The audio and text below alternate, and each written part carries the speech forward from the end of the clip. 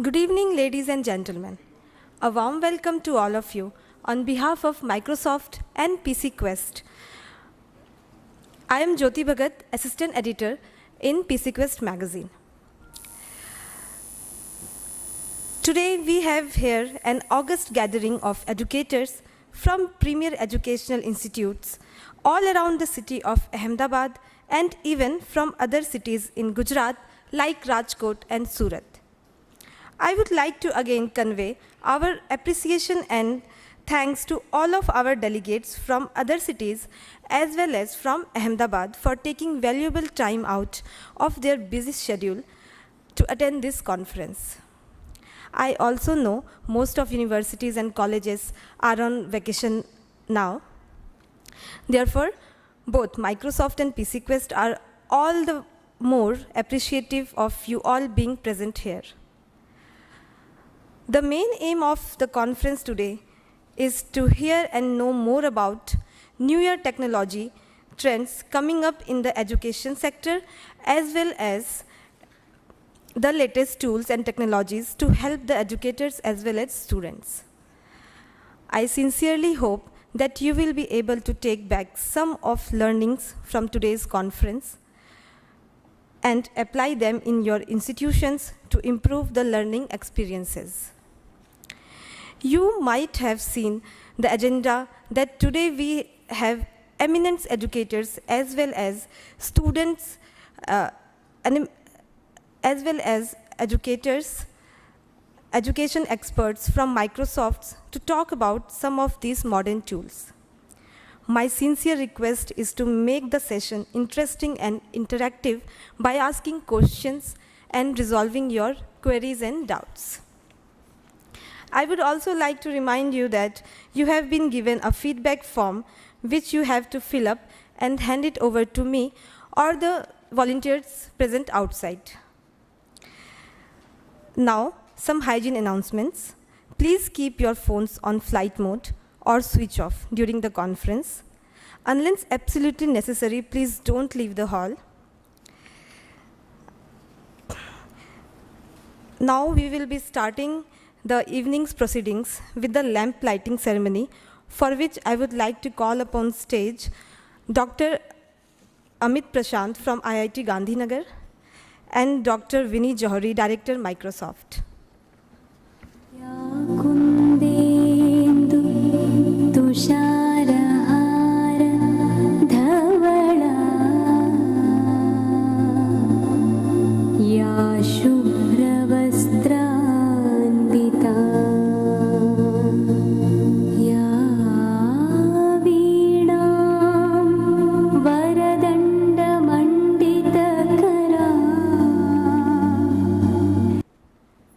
Now, I would like to call upon stage Mr. Rajneesh Dey, Editor, Cyber Media.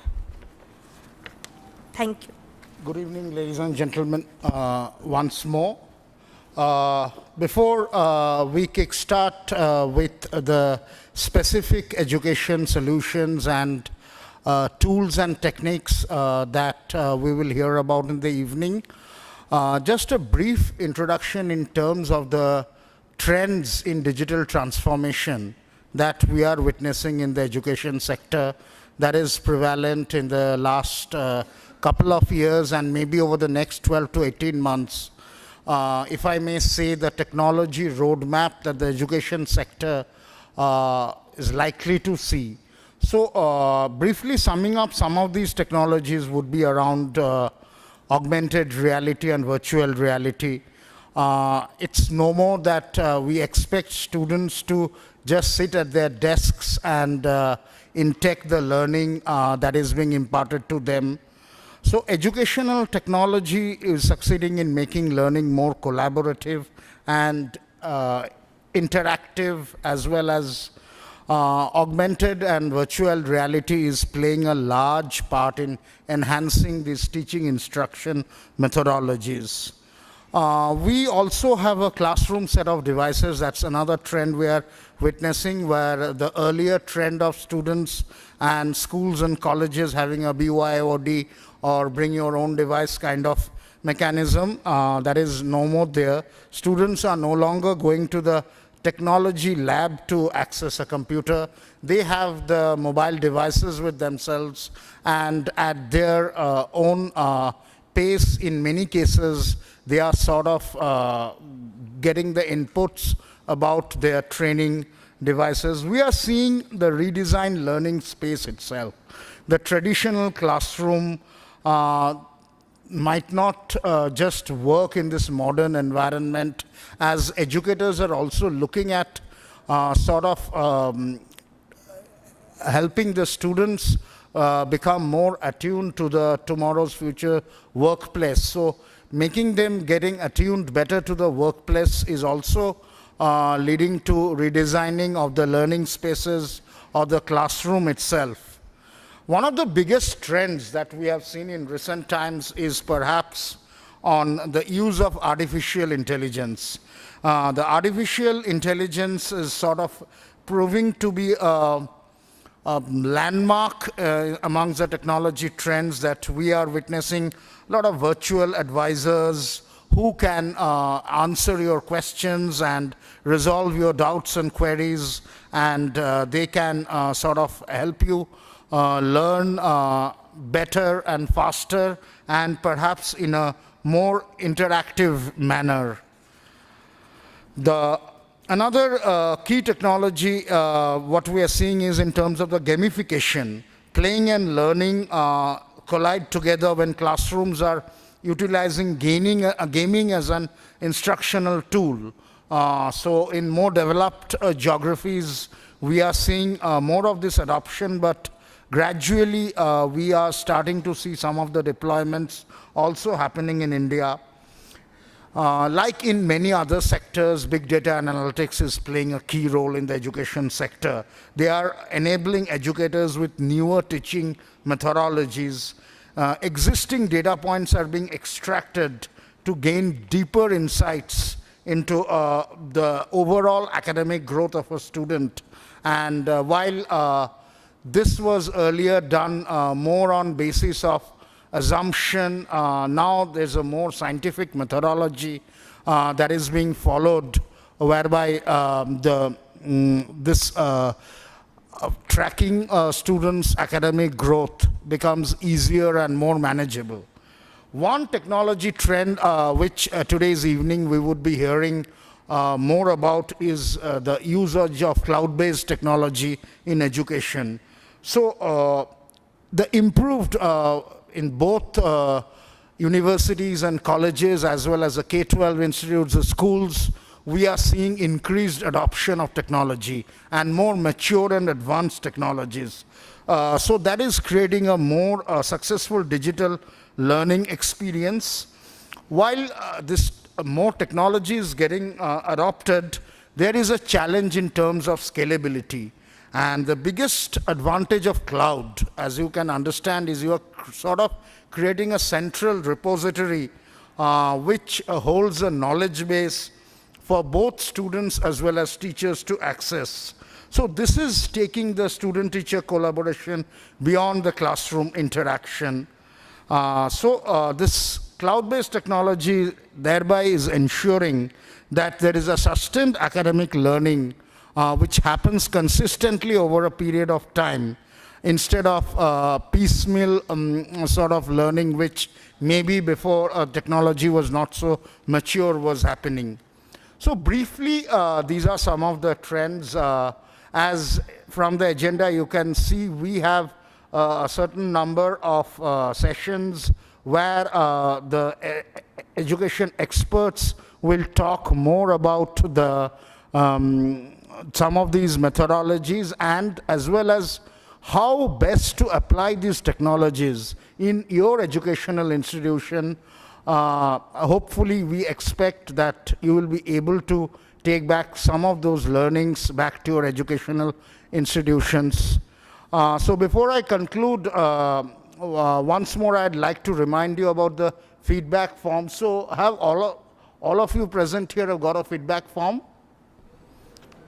Otherwise we'll hand it over. So my request is once the sessions, evening's proceedings are over, please fill up the feedback form and hand it over to the volunteers, because that sort of helps in, your feedback helps in improving the quality and the content of the program, and it really helps us best to know what you feel about the learning and the lessons that you have learnt upon interaction today.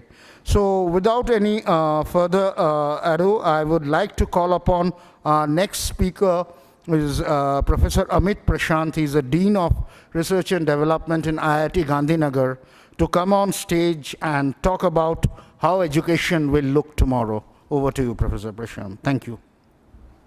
Yeah. I think we have gathered today to understand probably how the world is changing and how we as educators will see the tomorrow and how our role is going to be in that. As I think we all understand that students are supposed to be at the center of this whole thing. When we talk about these developments or implementation of such technologies, we have to keep in mind that it is a student who is it for, not for teachers. And I'm being on the other side of the table now. I can say it even more confidently today, that when we are looking at these technologies, and these developments are not new, they have been happening in every decade in some sense from education perspective. But today we are talking about probably leapfrogging that and going into a totally different world. But let me ask you this. We have been talking about different learning spaces for some time now. We have been talking about the attention span of the students going from maybe 15, 20 minutes, 20 years back to now 5, 6 minutes today. We have been talking about all these things. And while we go to the classroom, we keep that in mind while talking to the students. Now I have to cut a joke every 5 minutes, not 15 minutes, something like that. Now, these learning spaces that you will see probably today, which are going to be new in some sense, will address some of these probably automatically. Some of these will require innovation from the teacher's side, how to use them best. And that will be the cycle that has been happening, and it will continue, I think. But some of the things I think have importance now.